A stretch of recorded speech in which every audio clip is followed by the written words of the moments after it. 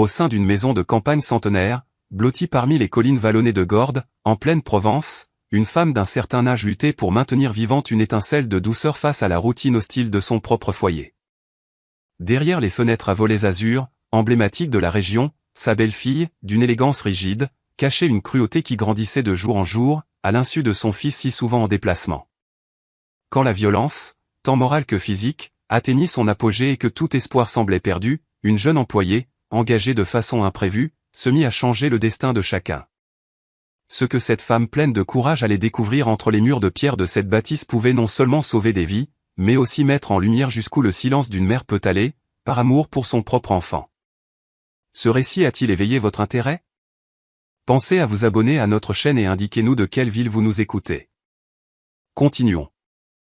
Je vous assure que ce sera la plus belle histoire que vous aurez jamais entendue.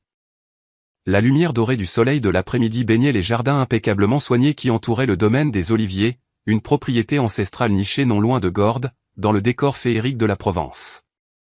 La maison de maître, avec ses murs de pierre d'une teinte ocre chaleureuse et ses fenêtres en bois sombre, avait su préserver le charme authentique des Bastides provençales, avec ses vastes terrasses ombragées et ses plafonds élevés.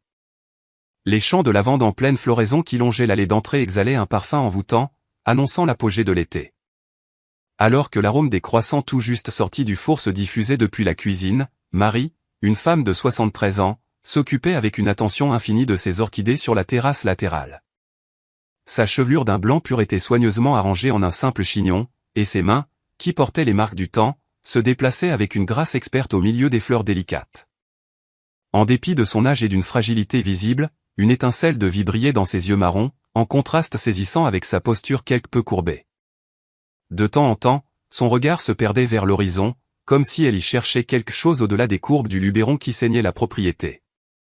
À l'autre bout du jardin, la petite Chloé, à peine âgée de 6 ans, s'amusait avec un jeune labrador.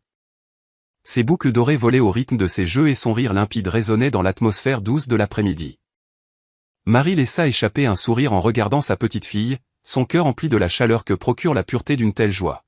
« Mamie, regarde ce que Toby a déniché !» lança Chloé en se précipitant vers sa grand-mère, tenant une petite plume bleue au creux de sa main. « C'est merveilleux, ma chérie. » Elle vient sûrement du rouge-gorge qui a élu domicile dans le Grand Chêne, lui répondit Marie, se baissant avec une certaine peine pour être à sa hauteur. Ce moment de tendresse fut brutalement interrompu par l'arrivée de Sandrine, la mère de Chloé et belle-fille de Marie. Grande, racée, la chevelure noire parfaitement lissée et habillée de vêtements de haute couture, Sandrine détonnait complètement dans ce cadre champêtre. Son visage, d'une beauté distante et maîtrisée, se crispa en constatant la complicité entre la grand-mère et sa petite-fille. « Chloé, je t'ai déjà interdit de courir de la sorte. Tu vas abîmer ta robe neuve, » déclara Sandrine d'un ton mesuré mais acéré. « Et vous, Marie, vous feriez mieux de ne pas l'inciter à ramasser n'importe quoi dans le jardin. On ne sait jamais quelle maladie ces animaux peuvent véhiculer. » Marie se releva doucement, son sourire s'évanouissant.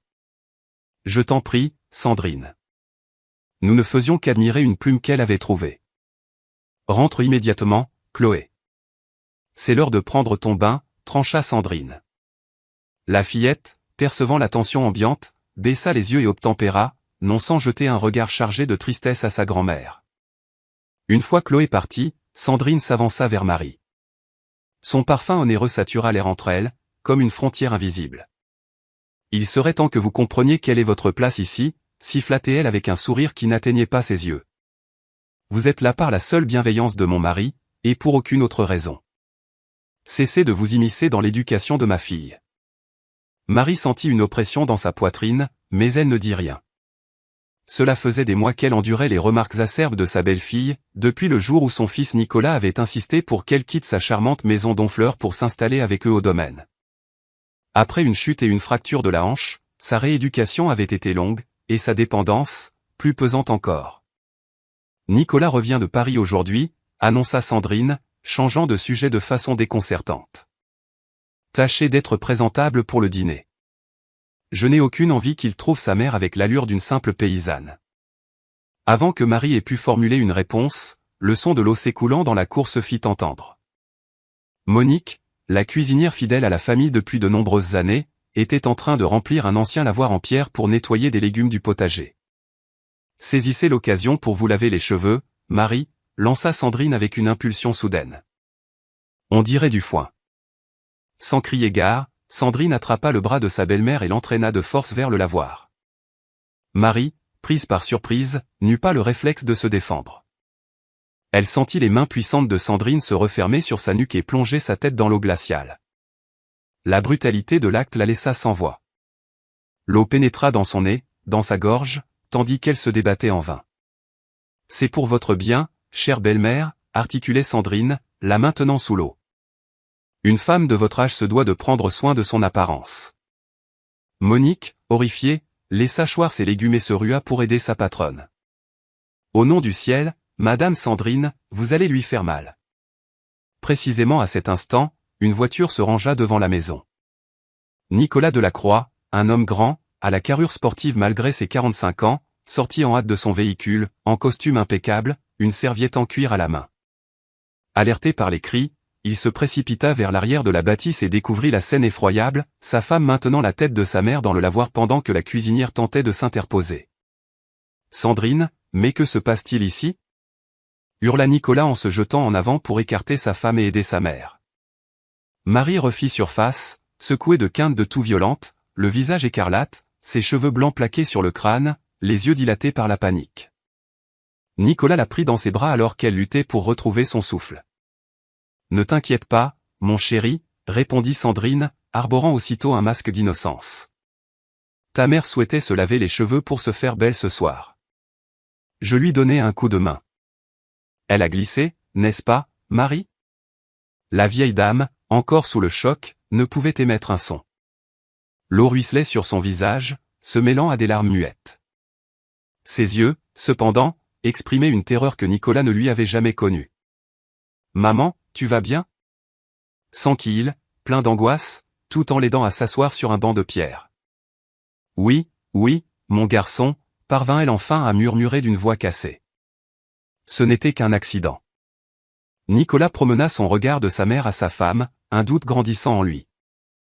Il connaissait Sandrine depuis 15 ans, depuis ce coup de foudre à l'université. Elle était magnifique, pleine d'ambition, volontaire. Ils s'étaient mariés sitôt leur diplôme en poche, et il avait rapidement repris les rênes de l'entreprise familiale, une maison d'exportation de vin fondée par son père. Le succès de l'entreprise l'avait contraint à des voyages de plus en plus fréquents, laissant à Sandrine la charge de la maison et du domaine.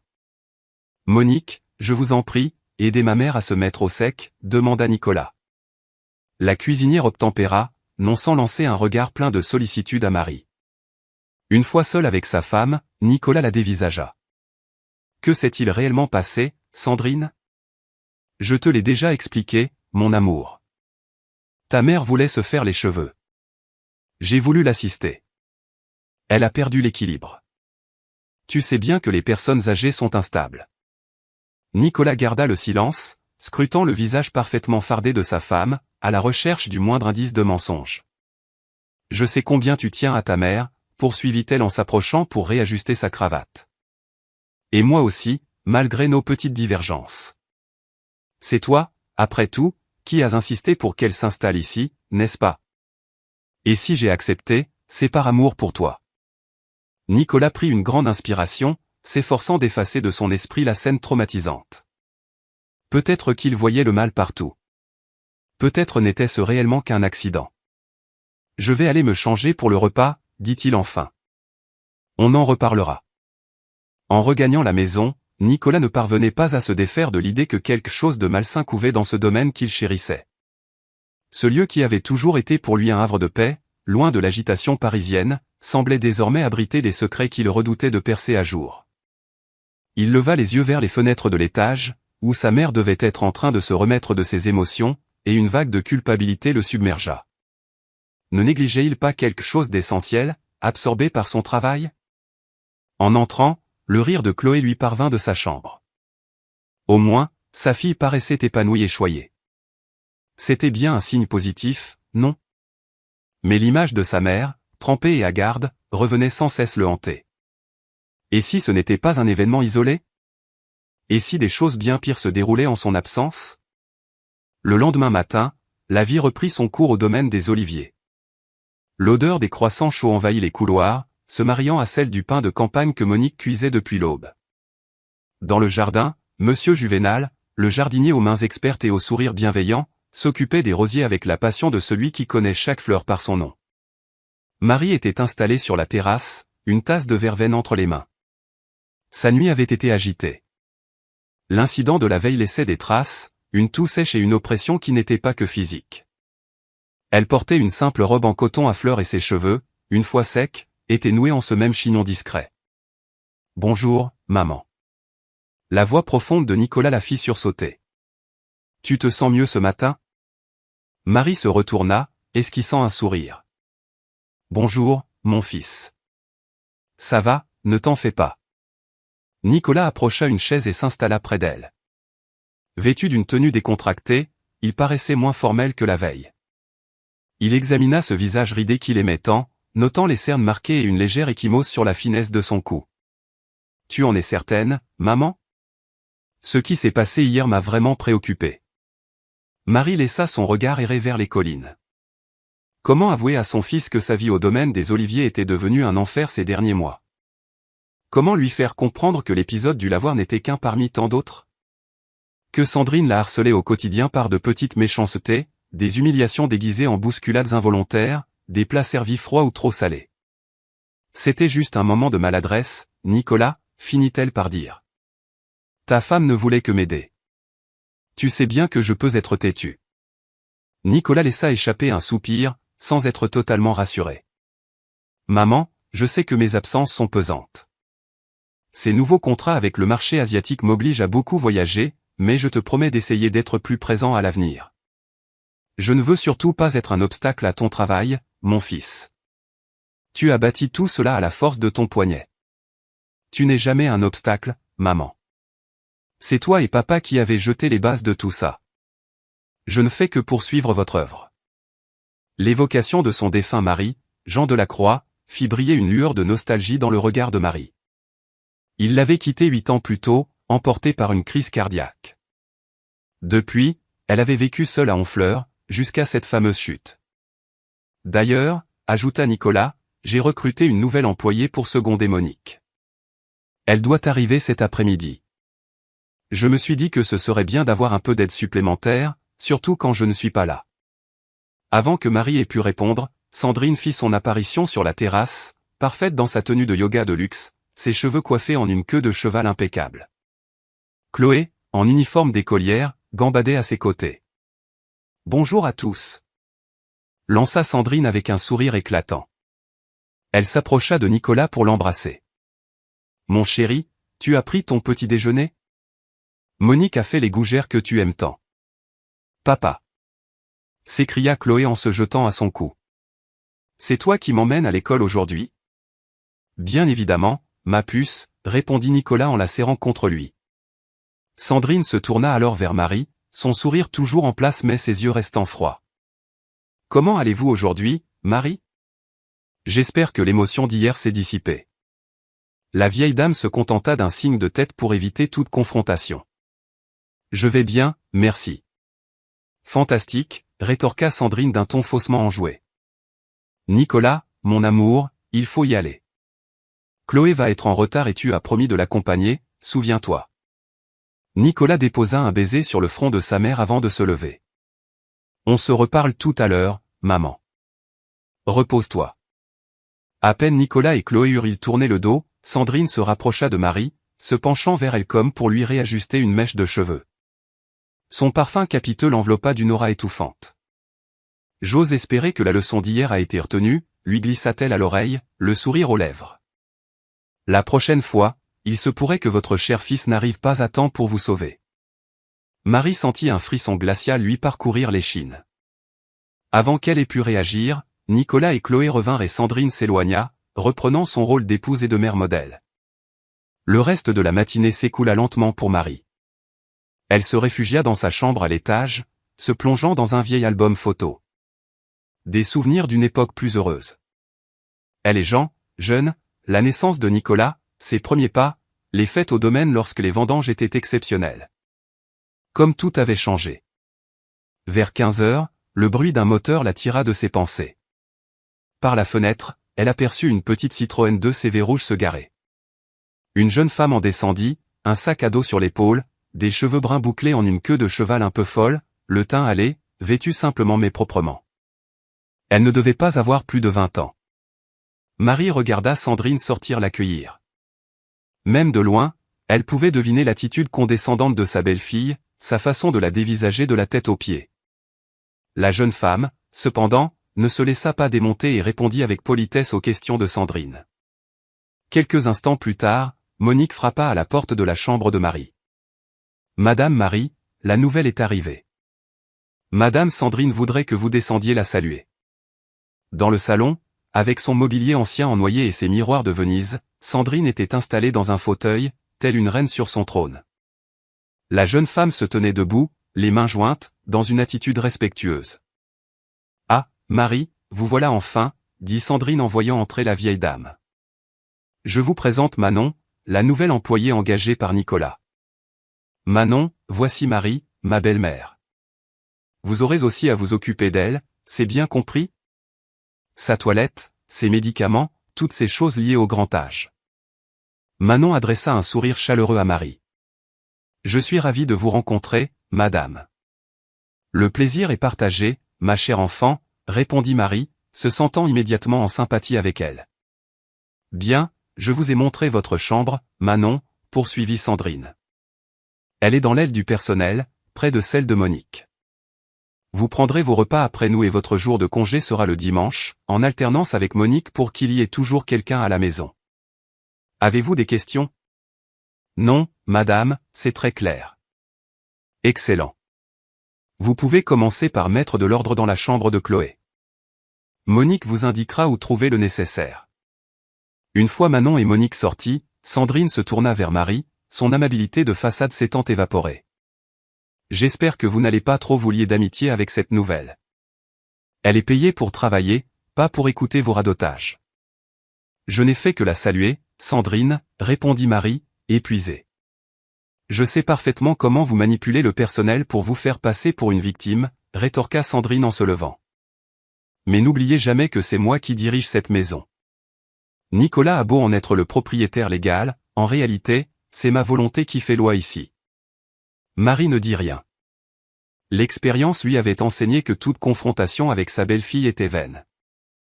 Sandrine, satisfaite de ce silence qu'elle interprétait comme une soumission, quitta la pièce, le claquement de ses talons sur le plancher de bois résonnant dans la maison. Le soir, au dîner, une fausse harmonie régnait dans la salle à manger du domaine des Oliviers. Nicolas, en bout de table, parlait avec passion de ses projets d'expansion vers les marchés asiatiques. Sandrine, à sa droite, souriait et intervenait avec à propos. Chloé, près de sa mère, jouait avec le contenu de son assiette. Marie, à la gauche de son fils, mangeait en silence, ne touchant que de petites quantités du repas préparé par Monique. La nouvelle employée, Manon, allait et venait avec discrétion, apportant les plats et débarrassant la table. Ses gestes étaient précis mais empreints de chaleur, sans la servilité excessive que Sandrine attendait habituellement. En servant un verre d'eau à Marie, leurs regards se sont croisés un instant et la vieille dame a décelé chez cette jeune femme quelque chose de différent, une intelligence vive et une capacité à voir au-delà des apparences. Alors, comment s'est déroulée votre première journée, Manon? Demanda Nicolas, toujours affable avec ses employés, une qualité héritée de son père. Avant même que la jeune femme ait pu répondre, Sandrine coupa court. Mon chéri, ce genre de questions ne se pose pas à table. Manon est encore en phase d'adaptation. Pardon, sourit Nicolas en se tournant vers sa fille. Et toi, Chloé, comment était ta journée à l'école? Pendant que la petite racontait sa leçon de sciences, Manon s'éclipsa dans la cuisine. Marie observa sa belle-fille, qui affichait un sourire impeccable tout en lui broyant le poignet sous la table, avec une force qui laisserait des marques. Une semaine s'était écoulée. Manon s'était vite intégrée, gagnant la confiance de Monique qui lui avait transmis tous les secrets de la maison, quels produits utiliser pour tel meuble, comment naviguer les humeurs de Sandrine, les goûts de chacun. Nicolas était retourné à Paris, non sans avoir longuement parlé à Manon avant son départ, lui confiant le soin de veiller sur sa mère. Ma mère n'est plus toute jeune, lui avait-il confié dans son bureau. Je crois qu'elle se sent un peu seule ici. Son indépendance d'autrefois lui manque. Je comprends, monsieur, avait répondu Manon. Je ferai tout mon possible pour qu'elle se sente bien. Merci. Sandrine fait ce qu'elle peut, mais entre Chloé, la maison et ses propres activités, elle n'a pas toujours le temps de s'occuper de ma mère. Manon avait simplement hoché la tête, gardant pour elle ses premières observations sur les dynamiques familiales. Dimanche matin, pour son premier jour de repos, Manon décida de se rendre à pied au village voisin. Le temps était magnifique, baigné de cette lumière dorée si particulière à la Provence. En jean et basket, elle emprunta le chemin de terre qui menait du domaine au village, savourant le calme et la beauté du paysage. Manon n'avait pas eu une vie facile. Orpheline à 12 ans, elle avait grandi en foyer d'accueil. Studieuse et déterminée, elle avait obtenu une bourse pour des études de pédagogie, fraîchement diplômée. Ce travail au domaine n'était qu'une étape, un moyen de financer ses projets en attendant les résultats du concours de l'éducation nationale. Au village, avec ses maisons pittoresques et sa petite église romane, Manon s'installa à la terrasse d'une boulangerie pour un café croissant, un livre de Marcel Pagnol à la main. À la table d'un accent grave côté, 2 dames âgées chuchotaient, mais pas assez bas pour que Manon n'entende pas. Avez-vous remarqué l'air triste de Madame Marie à la messe, la semaine dernière? Dit l'une. Je me souviens du temps où elle et son défunt mari, Monsieur Jean, venaient chaque dimanche avec le petit Nicolas. Elle était si pétillante, si pleine de vie. Hélas, oui, répondit l'autre. On dit que la belle-fille est une vraie peste. Belle et élégante, certes, mais avec un regard qui ne trompe pas. J'ai travaillé chez des gens riches, je sais reconnaître une mauvaise personne. Et le pire, c'est que ce pauvre Nicolas est toujours en voyage. C'est un homme bon, mais tellement pris par son travail. Il ignore sûrement ce qui se passe en son absence. Et que se passe-t-il donc? Sans qui la première? Eh bien, ma nièce a travaillé là-bas un mois, avant de se faire congédier sans ménagement. Elle m'a raconté avoir vu cette Sandrine humilier Madame Marie, lui cacher ses médicaments, lui servir des plats froids exprès. Des petites choses, voyez-vous? Celles qui ne laissent pas de traces visibles, mais qui vous minent de l'intérieur. Manon fit semblant d'être absorbée par sa lecture, mais chaque mot confirmait ses propres doutes. De retour au domaine en fin d'après-midi, elle trouva Chloé jouant seule dans le jardin, sous la surveillance de Monique qui étendait du linge. Sandrine, partie déjeuner avec des amis, n'était pas encore rentrée. Manon! S'écria la petite en l'apercevant. Regarde mon dessin pour mamie. Chloé lui tendit une feuille colorée représentant 2 personnages se tenant la main, l'un petit, l'autre plus grand aux cheveux blancs. C'est très joli, Chloé. Sourit Manon. Ta grand-mère va être ravie. Où est-elle? Dans sa chambre, informa Monique. Elle ne se sent pas très bien. Elle se plaignait de douleurs dans la poitrine. Inquiète, Manon monta à l'étage et frappa à la porte de Marie. Entrez, dit une voix faible. La pièce était sombre, les rideaux tirés. Marie était allongée, un châle sur les épaules malgré la chaleur. Elle paraissait encore plus frêle que d'habitude. Bonjour Madame Marie, c'est Manon. Je venais voir si vous aviez besoin de quelque chose. La vieille dame lui sourit faiblement. C'est très aimable, ma chère. Je suis juste un peu fatiguée. Manon s'approcha et remarqua une ecchymose sur le bras de la vieille dame, à demi dissimulée par sa manche. Elle la toucha délicatement. Madame Marie, qu'est-il arrivé à votre bras? La vieille dame rabattit vivement sa manche. Oh, rien du tout, ma chère. Vous savez, à mon âge, on se fait des bleus pour un rien. Je me suis cogné contre le cadre de la porte. Manon n'insista pas, mais d'autres indices ne lui échappaient pas, la façon dont Marie se crispait au moindre bruit de pas dans le couloir, le tremblement de ses mains à la simple évocation du nom de Sandrine, ses cernes profonds trahissant des nuits blanches. J'ai apporté un livre, dit Manon pour changer de sujet. Voudriez-vous que je vous en lise quelques passages? Les yeux de Marie s'animèrent. Avec grand plaisir. Il y a si longtemps que je n'ai pas eu l'occasion de parler littérature. Pendant 1 heure, Manon lui lut des extraits de Marcel Pagnol. Marie écoutait, attentive, faisant parfois des commentaires d'une grande finesse. Ce moment de partage révéla à Manon la vivacité d'esprit qui se cachait derrière cette apparente fragilité. Vous aimez beaucoup la lecture, n'est-ce pas? Demanda Manon. Oh oui. J'ai été enseignante, vous savez? J'ai enseigné la littérature pendant près de 40 ans au lycée d'Honfleur. C'est là que j'ai connu Jean, mon mari. Il était professeur d'histoire. C'est formidable. Je viens d'obtenir mon diplôme de pédagogie. Les yeux de Marie s'illuminèrent. Vraiment? Quelle belle coïncidence. Vous comprenez donc le pouvoir de l'éducation. Elles discutèrent passionnément de livres et de pédagogie, jusqu'à ce que le bruit d'une voiture les interrompe. Sandrine est de retour, murmura Marie, son visage se fermant aussitôt. Manon perçut ce changement brutal. Ne vous inquiétez pas, Madame Marie. Je vais descendre et lui dire que vous vous reposez. Merci, ma chère, dit Marie en lui prenant la main. Votre présence aujourd'hui a été un véritable réconfort. En bas, Manon croisa Sandrine qui déposait des sacs de shopping dans l'entrée. Elle était vêtue d'un tailleur pantalon blanc immaculé, paré de bijoux discrets mais coûteux. Manon, je croyais que c'était votre jour de repos, fit Sandrine, surprise. Oui, madame, je suis revenue. Je voulais juste m'assurer que Madame Marie n'avait besoin de rien. Le visage de Sandrine se durcit. Vous n'avez pas à vous préoccuper de ma belle-mère. Je m'en occupe personnellement. Bien sûr, madame. C'est juste que Monique m'avait dit qu'elle ne se sentait pas bien. Marie se plaint toujours de quelque chose, rétorqua Sandrine avec un sourire contraint. C'est une vieille ruse pour attirer l'attention.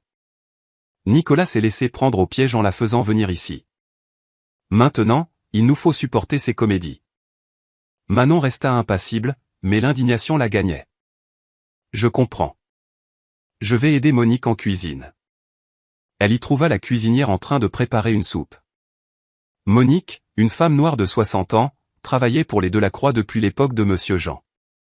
Elle connaissait tous les secrets de la maison, mais se taisait, de peur de perdre son emploi. Monique, chuchota Manon. Depuis combien de temps Madame Marie subit-elle les mauvais traitements de sa belle-fille? La cuisinière s'arrêta, jetant un regard inquiet vers la porte. De quoi parles-tu, ma petite? J'ai vu les bleus. J'ai vu comment elle change en présence de Sandrine. J'ai entendu des rumeurs au village. Monique laissa échapper un long soupir, semblant prendre 10 ans d'un coup. Ça a commencé dès son arrivée, après sa chute. D'abord des mots blessants, des regards méprisants. Et puis, ça a empiré. Et personne ne réagit? Le patron, Nicolas, est rarement là. Quand il est de passage, Sandrine joue la comédie de la belle-fille parfaite. S'il remarque quelque chose, elle a toujours une excuse toute prête. Et pourquoi Madame Marie ne dit rien à son fils? La peur, la honte, je ne sais pas. Elle ne veut sans doute pas semer la zizanie dans son couple. Elle a peut-être peur qu'il ne la croie pas, ou pire, qu'il la croie mais qu'il la renvoie à Honfleur, loin de sa petite fille qu'elle adore. Manon resta un moment silencieuse, digérant ces informations. Une résolution s'ancrait en elle. Il faut l'aider, Monique. Comment, ma petite? Nous ne sommes que des employés. Notre parole ne pèsera jamais face à celle de Sandrine Delacroix, la femme d'un des plus grands négociants en vin de la région. Il doit bien y avoir un moyen, insista Manon. Nous ne pouvons pas rester complices par notre silence. Cette nuit-là, dans sa petite chambre, Manon pesa le pour et le contre. Son emploi au domaine était une étape importante pour son avenir. Si elle affrontait Sandrine, elle serait renvoyée. Mais comment ignorer la souffrance d'une femme âgée et sans défense? Le visage de Marie, avec son sourire doux et ses yeux tristes, la hantait. Elle pensa à sa propre grand-mère, qui l'avait élevée avec tant d'amour jusqu'à ses 12 ans. Non, elle ne pouvait pas fermer les yeux. Les jours s'écoulaient au domaine des Oliviers, calme en apparence, comme un fleuve dissimulant de dangereux remous. Les champs de lavande, à leur apogée, offraient un spectacle magnifique, contrastant avec le vert des collines. Les touristes de passage s'arrêtaient pour immortaliser ce paysage de cartes postales, ignorant les drames qui se nouaient derrière les murs de la Bastide. Manon achevait sa 2e semaine. Chaque jour lui en apprenait un peu plus sur les dynamiques familiales, confirmant ses pires craintes. Elle avait pris ses habitudes, se lever tôt pour lire, aider Monique en cuisine, faire le ménage le matin et, dès que possible, tenir compagnie à Marie l'après-midi, lorsque Sandrine était de sortie. Un mardi particulièrement chaud, alors qu'elle rangeait l'armoire à linge à l'étage, elle entendit des éclats de voix venant de la chambre de Marie. La porte était entr'ouverte. Je vous ai déjà dit que je ne voulais plus de ces cochonneries de médicaments. C'était la voix de Sandrine, cinglante. Vous croyez qu'on a de l'argent à jeter par les fenêtres pour vos maladies imaginaires? Mais le docteur me les a prescrits, Sandrine, répondit Marie, la voix chevrotante. C'est pour ma tension. Nicolas a laissé de l'argent pour. Nicolas m'a laissé de l'argent pour que je le gère à ma guise, la coupa Sandrine. Et je ne le dépenserai pas pour des médicaments superflus. Si vous voulez mourir, faites-le vite, mais cessez de nous importuner et de nous coûter de l'argent. Manon se figea, le cœur battant, et s'approcha doucement de la porte. S'il te plaît, Sandrine, supplia Marie. Ce sont les médicaments que je prends depuis toujours. Peu importe. C'est moi qui décide ici. Et gardez bien ce flacon, car c'est le dernier. Après, débrouillez-vous. Manon entendit des pas et se replia vivement vers l'armoire, faisant semblant de plier des serviettes. Sandrine sortit, claquant la porte. En la voyant, elle s'arrêta, les yeux plissés. « Depuis quand êtes-vous là ?»« Je viens d'arriver, madame, » mentit Manon. « Je rangeais l'armoire, comme vous l'aviez demandé. » Sandrine la toisa un instant, suspicieuse. « Dépêchez-vous. Ensuite, vous laverez ma voiture. Je vais à une soirée de charité à Gordes et elle doit être impeccable. »« Oui, madame. » Dès que Sandrine fut partie, Manon frappa à la porte de Marie. Pas de réponse. Inquiète, elle entra et la trouva assise dans son fauteuil, le visage exsangue, les mains tremblantes, un flacon de pilule presque vide à la main. « Madame Marie, » dit Manon en s'approchant. « Ça va ?» La vieille dame leva des yeux embués de larmes.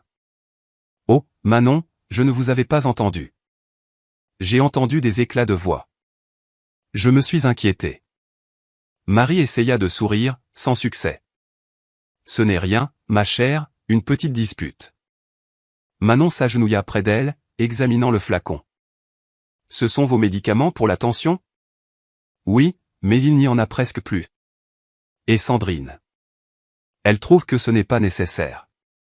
Mais c'est très dangereux. Vous ne pouvez pas vous en passer.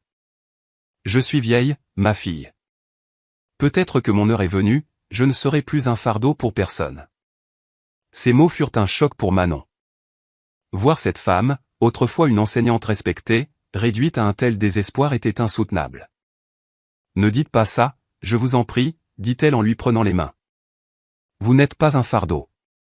Vous êtes une femme de valeur qui mérite respect et attention. » Marie lui sourit tristement. « Vous avez bon cœur, Manon. Vous me rappelez une de mes anciennes élèves, Marianne. Elle avait la même fougue, la même révolte contre l'injustice. » Une idée germa dans l'esprit de Manon. « Madame Marie, avez-vous un ami, un parent de confiance? Quelqu'un à qui vous pourriez parler de tout ça ?» La vieille dame réfléchit. « Il y a bien ma sœur cadette, Cécile. Elle vit à Lyon, mais je ne veux pas l'alarmer. Elle a déjà ses propres soucis de santé. Et un ancien collègue? Quelqu'un du temps où vous enseignez? Ah, oui. Pierre Dubois, l'ancien proviseur de mon lycée. Nous étions très amis. Il doit être à la retraite. Avez-vous son numéro, un moyen de le joindre? Je crois bien. Dans mon carnet d'adresses, dans la commode. » Manon trouva le vieil agenda en cuir. Sous le nom de Pierre Dubois, un numéro de téléphone. Elle le mémorisa. « Je vais vous trouver vos médicaments, Madame Marie, » promit Manon. « Comment, ma chère ? Sandrine contrôle toutes les finances. Faites-moi confiance. J'ai quelques économies. Ce n'est pas grand-chose, mais ça devrait suffire jusqu'au retour de Monsieur Nicolas. » Les yeux de Marie se remplirent de larmes. « Je ne peux pas accepter, Manon. Vous travaillez si dur pour votre argent. Je le peux et je le veux. C'est ce qu'il faut faire. » Le même après-midi, profitant d'une course au village, Manon se rendit à la pharmacie. Avec l'ordonnance que Marie lui avait confiée, elle acheta les médicaments, y laissant une bonne partie de son pécule. De retour au domaine, elle les dissimula dans une boîte à biscuits qu'elle cacha dans la chambre de Marie, derrière une rangée de livres, lui recommandant de les prendre en cachette et de laisser le flacon d'origine, presque vide, bien en évidence. Le stratagème fonctionna. Marie reprit des couleurs. Manon, de son côté, continuait d'observer Sandrine, apprenant à connaître ses habitudes, ses failles. Elle savait qu'elle jouait un jeu dangereux, mais son sens de la justice était plus fort. Le vendredi, Manon répondit au téléphone et reconnut la voix de Nicolas Delacroix. « Bonjour, Manon. C'est Nicolas. Comment ça va là-bas ? » « Tout va bien, monsieur, » répondit-elle prudemment. « Parfait. Je vous appelle pour vous dire que je rentre demain, plus tôt que prévu. J'ai réglé mes affaires plus vite que je ne le pensais et j'ai hâte de rentrer. » « C'est une excellente nouvelle, monsieur, » dit Manon, soulagée. Le retour de Nicolas pourrait être salvateur pour Marie. « Comment va ma mère ? » Manon marqua une pause. Elle se remet d'un petit malaise, mais elle va mieux. Un malaise ? Sandrine ne m'a rien dit. Elle n'a sans doute pas voulu vous inquiéter, monsieur. Rien de grave, une simple baisse de tension. Je vois. Bon, je serai là demain pour constater par moi-même. Surtout, ne dites rien de mon arrivée. Je veux faire une surprise à Chloé et à ma femme. Entendu, monsieur. Votre secret sera bien gardé. Après avoir raccroché, Manon était partagée entre l'espoir et l'angoisse. L'arrivée de Nicolas était une opportunité, mais comment l'exploiter sans risquer son poste, ou pire, sans que Sandrine ne se venge sur Marie ? En fin d'après-midi, alors qu'elle aidait Chloé à faire ses devoirs, un bruit de verre brisé suivi de cris lui parvint de la cuisine. Elle laissa la petite et accourut. Dans la cuisine, Monique était pétrifiée, tandis que Sandrine hurlait en désignant les débris d'une carafe en cristal sur le sol. Incapable. Vous savez ce que ça coûte, ça ? C'est un héritage de la famille de Nicolas. Je suis navré, madame, balbutia Monique. C'est un accident. Elle m'a glissé des mains. Un accident ? Ça arrive une fois, un accident. Vous ne faites que casser des choses, espèce de bonne à rien. Manon vit Marie dans un coin, terrorisée. Quand Sandrine leva la main sur Monique, la vieille dame s'interposa. Ce n'est pas sa faute, Sandrine, dit-elle, la voix tremblante mais ferme. C'est moi qui l'ai bousculée. Sandrine se tourna vers elle, les yeux flamboyants. Ah, c'était donc vous ? Comme c'est étonnant. Toujours à créer des problèmes, toujours sur mon chemin. Manon intervint. Madame, je peux nettoyer. Il y a du verre partout, c'est dangereux. La ferme, vous, et mêlez-vous de vos affaires. Explosa Sandrine. J'en ai assez de votre trio de comploteuses. On va voir comment vous vous en sortirez quand vous serez toutes les trois à la porte. À ce moment, le téléphone sonna, brisant la tension. Sandrine se ressaisit aussitôt. Je prends, dit-elle en quittant la pièce. Monique s'effondra sur une chaise, les jambes en coton. Marie posa une main réconfortante sur son épaule. Manon commença à balayer les débris. Vous n'auriez pas dû dire que c'était vous, Madame Marie, murmura Monique. Elle va vous le faire payer. Je ne pouvais pas la laisser s'en prendre à vous, mon ami, répondit la vieille dame. Vous avez toujours été si dévoué à ma famille. Le samedi se leva sous une pluie fine, enveloppant le domaine d'une brume mélancolique. Le réveil de Manon sonna à 5h30. Sa nuit avait été courte, peuplée de scénarios pour l'arrivée de Nicolas. Elle rejoignit Monique en cuisine. La cuisinière préparait déjà la pâte des gougères. « Bonjour, Monique, » dit Manon à voix basse. « Monsieur Nicolas arrive aujourd'hui. Il m'a appelé hier. » Monique écarquilla les yeux. « Dieu soit loué.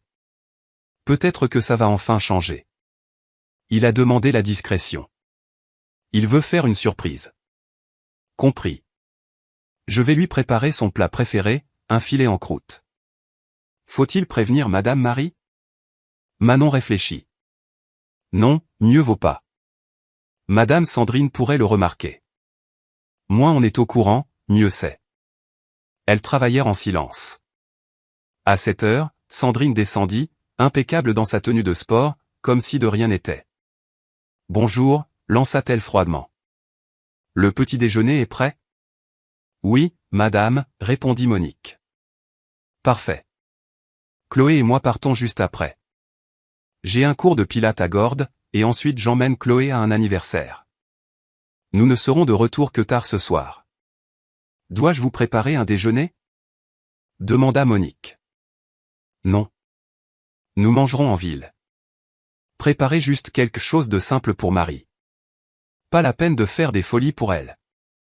Manon et Monique échangèrent un regard entendu. L'absence de Sandrine et Chloé était une aubaine. Après leur départ dans le grand Renault Espace Noir, Manon sentit un poids s'enlever de ses épaules. C'était comme si toute la maison respirait mieux. Marie descendit vers 9 heures. Elle semblait plus sereine, sans doute grâce à l'absence de Sandrine et à ses médicaments. « Bonjour, mes chers, dit-elle avec un sourire. Quel calme aujourd'hui. Madame Sandrine et Chloé sont parties pour la journée, expliqua Monique. Oh, quelle bénédiction, soupira Marie, visiblement soulagée. Voudriez-vous m'accompagner au jardin après le petit déjeuner? Demanda-t-elle à Manon. Vos orchidées ont quelques feuilles jaunes, j'aimerais que vous m'appreniez à les soigner. Le visage de Marie s'éclaira. Avec le plus grand plaisir, ma chère. Après le petit déjeuner, elles allèrent au jardin. Le soleil avait percé les nuages. Telle une professeure passionnée, Marie expliqua à Manon tous les secrets de l'entretien des orchidées. Vous savez, Manon, les orchidées sont comme les êtres humains, dit-elle. Chacune a sa personnalité, ses besoins. Mais toutes, sans exception, ont besoin de respect et de soins. Et toutes méritent de s'épanouir, n'est-ce pas? Compléta Manon. Exactement, ma chère. Exactement. Vers midi, Manon entendit le bruit d'une voiture. C'était la berline de Nicolas. Son cœur s'emballa. Monsieur Nicolas est là, cria Monique depuis la cuisine. Manon sortit sur le perron juste au moment où Nicolas se garait. Il semblait fatigué mais lui sourit. Bonjour, Manon. Comment ça va? Bonjour, monsieur. Tout est calme. Votre mère est dans le jardin. Nicolas parut soulagé. Parfait. Je m'inquiétais depuis notre appel. Et Sandrine et Chloé? Elles sont sorties pour la journée. Nicolas hocha la tête et entra. Je vais voir ma mère. Manon assista à leur retrouvaille. Marie, en voyant son fils, laissa éclater un sourire radieux, le premier vrai sourire que Manon lui voyait. Nicolas la serra tendrement dans ses bras. Le déjeuner, servi sur la terrasse, fut animé. Nicolas racontait son voyage, Marie l'écoutait avec intérêt. En servant la crème brûlée, Manon fut frappée par la transformation de Marie en présence de son fils. Elle rayonnait, sa voix était plus assurée. Après le repas, tandis que Marie faisait la sieste, Nicolas convoqua Manon dans son bureau. « Alors, Manon, dit-il. Comment va réellement ma mère? Dites-moi la vérité. » La jeune femme hésita. Le moment était venu. « Monsieur, votre mère. Elle est très différente quand vous n'êtes pas là. » Comment ça, différente? Plus renfermée, plus anxieuse. Comme si elle avait peur en permanence. Nicolas fronça les sourcils. Peur? Ma mère n'a jamais été peureuse. Je sais, monsieur. Elle a été enseignante toute sa vie, une femme forte et indépendante. Alors, que se passe-t-il, selon vous? Manon prit son courage à deux mains. Monsieur, j'ai été témoin d'interactions entre votre mère et votre femme qui m'ont beaucoup inquiété. Le visage de Nicolas se figea. Quel genre d'interaction? Des mots durs, des humiliations. Et j'ai vu des ecchymoses sur les bras de Madame Marie. Nicolas se leva d'un bond et alla à la fenêtre. Il resta un long moment silencieux. Vous êtes en train de me dire que ma femme est physiquement violente avec ma mère? Demanda-t-il enfin.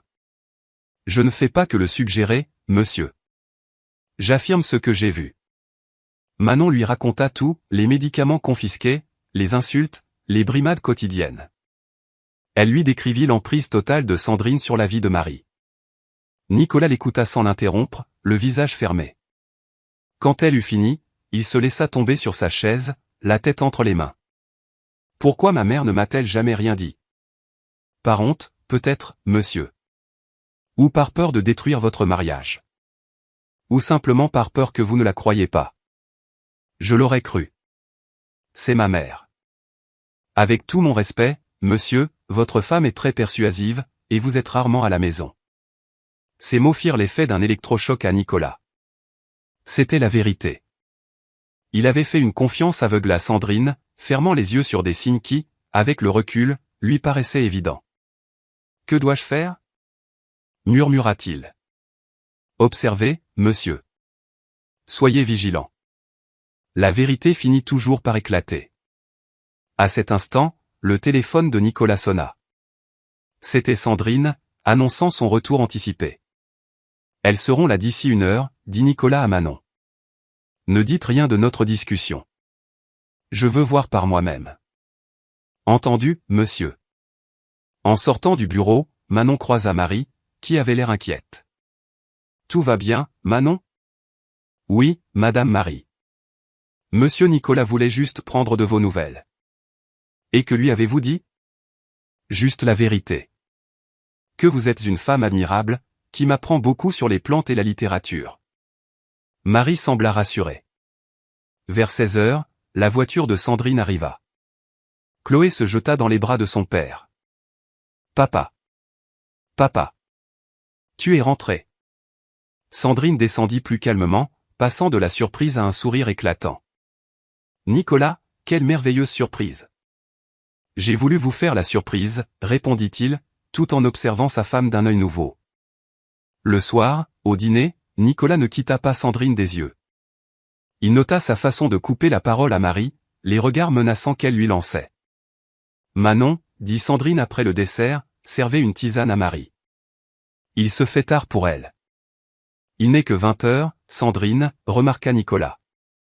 « Maman a toujours été une couche tard. »« Les temps changent, mon chéri, » répondit Sandrine avec condescendance. « Votre mère a besoin de repos. » Nicolas fronça les sourcils, agacé par cette façon de parler de sa mère comme si elle était une enfant. « Je crois que maman est assez grande pour savoir ce dont elle a besoin, » dit-il d'un ton calme mais ferme. « Et si elle veut veiller un peu ce soir pour discuter avec moi, je ne vois aucun inconvénient. » Un éclair de colère passa dans les yeux de Sandrine, aussitôt masqué par un sourire forcé. Marie adressa un regard de gratitude à son fils, un regard qui en disait long et qui fendit le cœur de Nicolas. Après le dîner, Nicolas proposa une partie de cartes. Sandrine accepta en traînant les pieds. La partie fut tendue. « La mémoire vous joue des tours, on dirait, Marie ?» lança Sandrine lorsque la vieille dame mit du temps à jouer. « Ma mère a toujours été une fine stratège, » la défendit Nicolas. Et contre toute attente, Marie remporta 2 manches d'affilée. Vers 22 heures, Nicolas accepta de clore la partie. « Je raccompagne maman à sa chambre, » annonça-t-il. « Pas la peine, mon chéri, » s'empressa de dire Sandrine. « Je m'en occupe. »« C'est bon, » insista Nicolas. « Je veux lui parler un peu en privé. » Dans le couloir, à l'abri des oreilles de Sandrine, Nicolas se lança. « Maman, est-ce que tout se passe bien avec Sandrine quand je ne suis pas là ?» Marie s'immobilisa, son corps se raidissant. Dans son regard fatigué, Nicolas lut la peur, l'hésitation, et une immense tristesse. « Pourquoi cette question, mon fils ? » « Parce que j'ai remarqué des choses.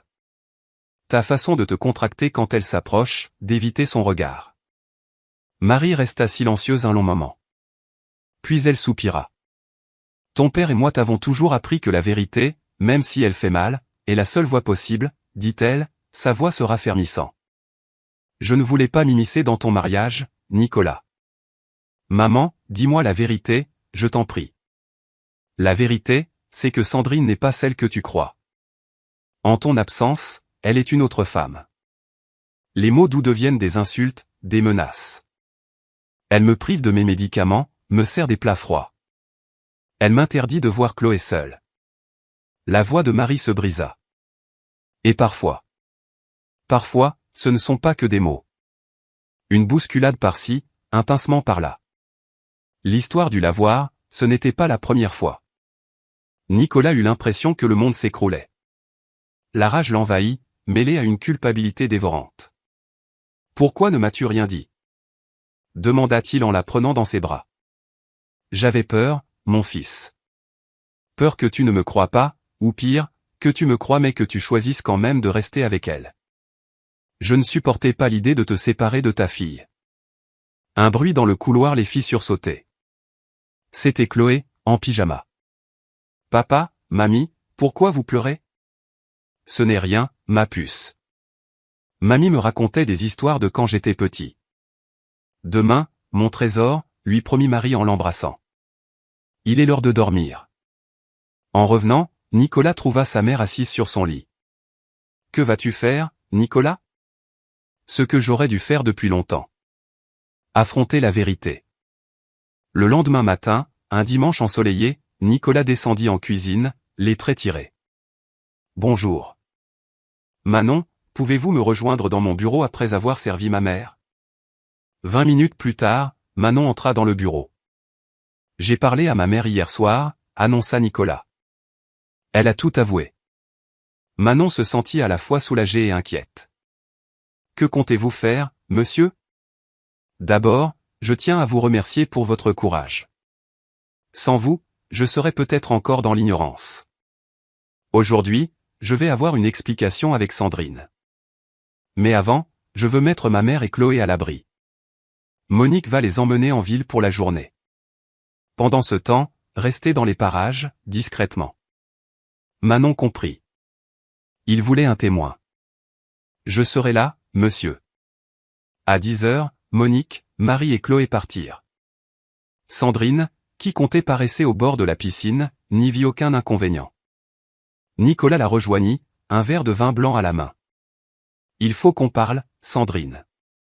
Bien sûr, mon amour, répondit-elle en retirant ses lunettes de soleil. Nicolas ne tourna pas autour du pot. Je veux parler de ma mère. Je suis au courant de tout. Les abus, les humiliations, la violence. Le visage de Sandrine se décomposa, son masque de perfection se fissurant pour laisser place à une fureur glaciale. De quoi parles-tu? Qui a osé inventer de tels mensonges? Personne n'a eu besoin d'inventer quoi que ce soit. J'ai vu moi-même hier, et ma mère a tout confirmé. Sandrine se leva d'un bond, renversant son verre. Cette vieille manipulatrice. Elle a toujours voulu nous séparer. Et les bleus? Et la scène du lavoir? Et les médicaments? Des accidents. Elle est d'une maladresse incroyable. Et pour les médicaments, je ne fais que gérer le budget. Nicolas se leva à son tour. Assez de mensonges, Sandrine. Je sais tout. Les yeux de Sandrine lançaient des éclairs. Tu n'imagines pas ce que c'est que d'être enfermé dans ce trou perdu pendant que tu fais le tour du monde. Tout ce que j'ai, c'est une vieille peau insupportable qui me colle au basque avec ses leçons de morale. Si tu étais si malheureuse, pourquoi ne m'en as-tu pas parlé? Pourquoi t'en prendre à une femme âgée et sans défense? Te parler? Entre deux avions? Tu nous as laissé tomber, Nicolas. Ça n'excuse en rien ce que tu as fait à ma mère. Ta mère, toujours ta mère. Il n'y en a que pour elle. C'est ma mère, Sandrine. La femme qui m'a mis au monde, que j'ai accueillie ici en pensant qu'elle serait en sécurité, entourée d'amour. Et moi? Et notre mariage? Ça ne compte pas? Un mariage fondé sur le mensonge et la cruauté? Non, ça ne compte plus. Les yeux de Sandrine s'agrandirent. Que veux-tu dire? Je veux dire que c'est fini, Sandrine. Je ne peux plus te faire confiance. Je demande le divorce. Son visage devint calculateur. Réfléchis bien, Nicolas. Je suis la mère de ta fille. Si tu me quittes, tu ne la reverras plus. Ne me menace pas. J'ai des preuves de tes agissements. Des témoins. Aucun juge ne te donnera la garde d'un enfant après ça. Le mot « témoin » fit réagir Sandrine. Elle balaya la pièce du regard et aperçut Manon, près de la porte. « Vous » hurla-t-elle. « C'est vous qui lui avez monté la tête, espèce de vipère. Vous êtes viré. »« C'est moi qui décide qui travaille ici, » intervint Nicolas. « Et non seulement Manon reste, mais elle aura une augmentation pour son honnêteté. » Sandrine comprit qu'elle avait perdu la partie et changea de stratégie. Elle fondit en larmes. « Nicolas, mon amour, tu es sous le coup de l'émotion. J'étais à bout de nerfs. J'ai fait des erreurs, je le reconnais. Mais on peut tout arranger. Nicolas recula. Non, Sandrine. Il y a des choses qu'on ne peut pas pardonner. Fais tes valises et quitte cette maison avant ce soir. Tu ne peux pas me mettre dehors. Cette maison est aussi la mienne. Faux. Le domaine appartient à ma famille depuis des générations. L'acte de propriété est à mon seul nom. Le visage de Sandrine devint livide. Et Chloé? Chloé reste avec moi en attendant que la justice statue sur la garde. Tu auras un droit de visite. C'est de la séquestration. J'appelle la police. Fais donc. Et explique-leur pourquoi une femme de 73 ans est couverte de bleu. Sandrine sut qu'elle était au pied du mur. Son visage se durcit de haine. Tu le paieras, Nicolas Delacroix, siffla-t-elle. Personne ne m'humilie de la sorte impunément. Tes menaces ne me font plus peur, Sandrine. Manon, appela Nicolas. Voulez-vous bien accompagner madame à sa chambre pour qu'elle fasse ses bagages, et appeler un taxi? Je n'ai pas besoin d'une nounou, cracha Sandrine. Elle tourna les talons et partit d'un pas rageur. Nicolas soupira, se tournant vers Manon. Surveillez-la discrètement, s'il vous plaît. Je me méfie de ses réactions. Je comprends, monsieur. Et je suis sincèrement désolé. Ne le soyez pas. Je vous suis infiniment reconnaissant. Sans vous, je vivrais encore dans le mensonge. 3 heures plus tard, Sandrine quittait le domaine en taxi avec 2 valises, jurant de revenir avec ses avocats. Quand Monique, Marie et Chloé rentrèrent, le soleil se couchait. La petite dormait, épuisée. Marie, elle, semblait avoir rajeuni. Nicolas les attendait sur le perron. Où est Sandrine? Demanda Marie. Elle est partie, maman, répondit Nicolas sobrement. Nous avons eu une discussion et... Elle ne vivra plus avec nous. Marie hocha la tête, sans manifester de joie, mais avec une profonde compréhension. Et Chloé? Que va-t-on lui dire? La vérité, le plus doucement possible. Que papa et maman ne vivront plus ensemble, mais que nous l'aimerons toujours tous les deux. Tandis que Monique couchait Chloé, Nicolas et Marie s'installèrent sur la terrasse, regardant les étoiles apparaître. Je suis tellement désolé que tu aies dû endurer tout ça, maman, dit Nicolas. J'aurais dû voir plus tôt. Ne te culpabilise pas, mon fils. Sandrine était une excellente comédienne. Et j'ai eu tort de me taire. Maintenant, on peut repartir à zéro. Je te promets d'être plus présent, de prendre soin de toi et de Chloé. Marie lui sourit, un vrai sourire qui illumina son visage. Je le sais, Nicolas. Tu as toujours été un fils et un père merveilleux. Et tu seras aussi un excellent célibataire, ajouta-t-elle avec une pointe d'humour retrouvée. Les semaines suivantes, une nouvelle vie s'installa au domaine des Oliviers.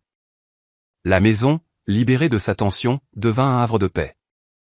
Marie, épanouie, se lança dans le soutien scolaire pour les enfants du village, retrouvant sa passion d'enseigner. Son regard pétillait à nouveau. Chloé, après le choc de la séparation, s'épanouit dans cette nouvelle atmosphère d'amour. La garde principale fut confiée à Nicolas. Ce dernier réorganisa son travail pour être plus présent. Manon, dont l'emploi ne devait être que passager, accepta de rester.